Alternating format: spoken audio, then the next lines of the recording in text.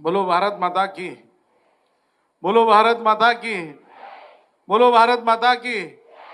ನೀವು ಎಲ್ಲಿ ತನಕ ಅನ್ನೋದಿಲ್ಲ ಅಲ್ಲಿ ತನಕ ನಾನು ಅನ್ಕೋತಾ ಇರೋದು. ಬೋಲೋ ಭಾರತ್ ಮಾತಾ ಕಿ.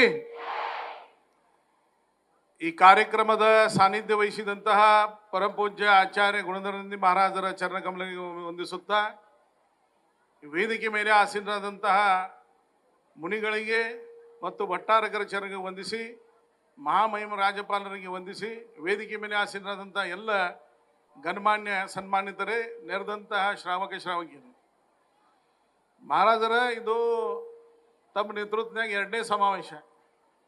ಹಿಂದೆ ಬೆಳಗಾವಿನ್ಯಾಗ ವಿಧಾನಸಭೆ ಅಧಿವೇಶನ ಆದಾಗ ನೀವು ಸಮಾವೇಶ ಮಾಡಿದ್ರಿ. ಮತ್ತು ಈಗಿನ ಸರ್ಕಾರದ ಉಪಮುಖ್ಯಮಂತ್ರಿಗಳನ್ನ ಕರೆದು ಅವ್ರಿಗೆ ಸನ್ಮಾನ ಮಾಡಿದ್ರಿ. ಅವರು ಘೋಷಣೆ ಮಾಡಿದ್ರೆ ನಾವು ನಿಮ್ಮ ಬೇಡಿಕೆಗಳನ್ನ ಈಡೇರಿಸಕ್ಕೆ ನಿಗಮ ಮಾಡ್ತೇವೆ ಅಂತ ಹೇಳಿ. ಆದರೆ ಇವತ್ತು ಭಾಳ ದಿವಸಗಳು ಆದವು. ಲಕ್ಷ್ಮಣ್ ಸವದಿ ಸಾಹೇಬರು ಈಗಾಗಲೇ ಹೇಳಿದ್ದಾರೆ, ಬರುವಂಥ ದಿವಸದೊಳಗೆ ನಾವು ಅದನ್ನು ಮಾಡ್ತೇವೆ ಅಂತೇಳಿ. ಮತ್ತು ಕಾಂಗ್ರೆಸ್ ಸರ್ಕಾರಕ್ಕೆ ಮತ್ತು ಆ ಪಕ್ಷಕ್ಕೆ ಈ ಸಮಾಜ ಏನು ಉಪಕಾರ ಮಾಡಿದ್ದ ಅನ್ನೋದನ್ನು ಹೇಳಿದ್ದಾರೆ ಅವರು. ನಾನು ಕೇಳಿದ್ದನ್ನು ಹೇಳ್ತೇನೆ, ಇದ್ದಿದ್ದು ಹೇಳ್ತೇನೆ. ಮಹಾರಾಜರು ನನಗೆ ಮೊದಲ ವಾರ್ನಿಂಗ್ ಮಾಡಿದ್ದಾರೆ, ನೆಟ್ಟಿಗೆ ಮಾತಾಡಂತ ಹೇಳಿ. ನೀವು ಶಿವಕುಮಾರ್ ಸಾಹೇಬ್ರನ್ನ ಕರೆದು ಹೇಳಿದ್ರಿ, ಸಿದ್ದರಾಮಯ್ಯ ಸಾಹೇಬ್ರನ್ನ ಕರೆದು ಹೇಳಿಸ್ತಕ್ಕ ಆಗೋದಲ್ಲ ಮಹಾರಾಜರು. ಅದಕ್ಕೆ ಅವ್ರನ್ನ ಕರೆದು ಹೇಳ್ರಿ. ಇದು ಒಳಗಿಂದ ಐತಿದು. ನಾ ಸತ್ಯ ಮಾತು ಹೇಳದ ನಿಮಗೆ. ಅದಕ್ಕೆ ಅವ್ರನ್ನೂ ಒಮ್ಮೆ ಕರೆಸ್ರಿ ಒಂದು ಸಮಾವೇಶಕ್ಕೆ, ಮತ್ತು ಹೇಳ್ರಿ ನೀವು ಮಾಡಿಕೊಡ್ಬೇಕಂತ ಹೇಳಿ. ಅದಕ್ಕೆ ಈಗ ಮಹಾರಾಜರ ನೇತೃತ್ವನಾಗ ಇದು ಎರಡನೇ ಕಾರ್ಯಕ್ರಮ. ಅನೇಕ ಮಹಾರಾಜರು ಇವತ್ತು ನಮ್ಮ ಕರ್ನಾಟಕದಲ್ಲಿರ್ಬೋದು, ಭಾರತದಲ್ಲಿರ್ಬೋದು.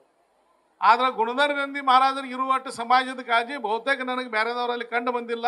ಅದಕ್ಕೆ ನಾ ಈ ಸಮಾವೇಶಕ್ಕೆ ಬಂದ ನಾ ಏನು ಬರ್ತಿಲ್ಲ. ಯಾರು ಚಪ್ಪಾಳೆ ಹೊಡೆದಿಲ್ಲ ಅವ್ರಿಗೆ ಸಂಶಯ ಐತೇನು? ಬೇಡ್ರಿ ಮತ್ತೆ ಎಲ್ಲರೂ ಚಪ್ಪಾಳೆ. ಅದಕ್ಕೇನು ಐತಿತ್ತು. ಅದಕ್ಕೆ ಈ ಲಕ್ಷ್ಮಣ್ ಸವದಿ ಅವರು ಅದಾರ, ರಾಜು ಕಾಗೆ ಅವರು ಅದಾರ, ಗಣೇಶ್ ಹುಕ್ಕೇರಿ ಅವರು ಅದಾರ, ಎಲ್ಲರೂ ಅತಿರಥ ಮಹಾರಾಜರು ಅದಾರ ನಮ್ಮ ಜಿಲ್ಲೆನಾಗಿನವ್ರು. ಅವ್ರ ನೇತೃತ್ವ ವಹಿಸಲಿ ನಾವು ಬರಾಕ್ ತಯಾರದೇವು. वीरकुमार पाटील साहेब काय हो साहेब, कागे साहेब, आम्ही काय तुम्ही पुढं व्हा, आम्ही तुमच्या मागे असतो. आम्ही श्रीमंत पाटील साहेब आहे. ಅದೇ ರೀತಿ ಉತ್ತಮ್ ಪಾಟೀಲ್ ಅದಾರ, ಎಲ್ಲ ಗೌಡ್ರು ಅದಾರ, ಶೀತಲ್ ಪಾಟೀಲ್ ಅದಾರ. ಗೌಡ್ರ ಗದ್ದಲನ ಐತಿ ಇಲ್ಲ म्हणून तर सांगायला लागलो की ಪಾಟೀಲ್ ಸ್ನೇಹಿತರು ಹಾಯ್ काय.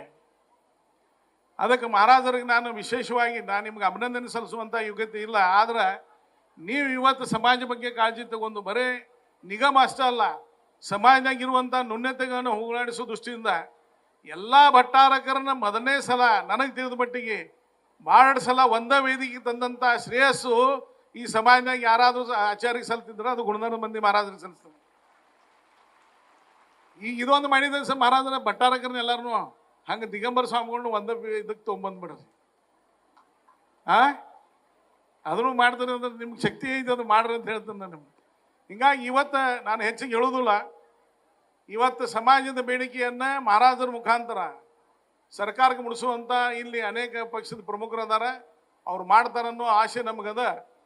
ಆದರೆ ನೀವು ಸುಧಾ ಮಹಾರಾಜರು ಹೇಳಿದ ಆದೇಶವನ್ನು ಪಾಲನೆ ಮಾಡುವಂಥದ್ದು ಮತ್ತು ಭಟ್ಟಾರಕರ ಆದೇಶವನ್ನು ಪಾಲನೆ ಮಾಡುವಂಥ ಎಲ್ಲಿ ತನಕ ಸಮಾಜ ಪಾಲನೆ ಮಾಡ್ತದ ಅಲ್ಲಿ ತನಕ ಸಮಾಜ ಕಿಮ್ಮತ್ತದ. ಎಲ್ಲಿ ತನಕ ಮಹಾರಾಜರ ಆಜ್ಞೆ ಪಾಲನೆ ಆಗುವುದು ಅಲ್ಲಿ ತನಕ ಸಮಾಜಕ್ಕೆ ಕಿಮ್ಮತ್ತು ಉಳಿದಿಲ್ಲ ಅನ್ನೋ ಮಾತನ್ನು ಹೇಳಿ ನಾನು ವಿಶೇಷವಾಗಿ ಗುಣಧರಂದಿ ಮಹಾರಾಜರಿಗೆ ಮತ್ತೊಮ್ಮೆ ಅಭಿನಂದನೆ ಸಲ್ಲಿಸ್ತೀನಿ. ಮಹಾರಾಜರ ಎಲ್ಲರೂ ಬಸ್ತಿ ಕಟ್ಟಿರಿ, ನೀವು ಬಸ್ತಿ ಸದ್ಯಕ್ಕೆ ಶಿಕ್ಷಣ ಸಂಸ್ಥೆಗಳು ಕಟ್ಟಿದ್ರಿ. ಹೀಗಾಗಿ ಜೈನ ಸಮಾಜ ನಿಮ್ಗೆ ಋಣಿಯಾಗಿರ್ತದೆ ಸರ್, ಕಾಯಂ ಹೇಳ್ಬೇಕಂತಂದ್ರೆ. ಹೀಗಾಗಿ ನೀವು ಹೇಳಿದಂಥ ಮಾತನ್ನು ನಾವು ಇವತ್ತು ಎಲ್ಲರೂ ಇಲ್ಲಿ ಪಕ್ಷಾತೀತವಾಗಿ ಪಾಲನೆ ಮಾಡ್ತೇವೆ ಅನ್ನೋ ಮಾತನ್ನು ಹೇಳಿ ನನ್ನ ಮಾತಿಗೆ ವಿರಾಮ ಕೊಡ್ತೀನಿ. ಧನ್ಯವಾದ. ಜೈ ಹಿಂದ್. ನ್ಯೂಸ್ ಫಸ್ಟ್ ನಿರ್ಭೀತಿಯಿಂದ ನಿಮ್ಮ ಪರವಾಗಿ.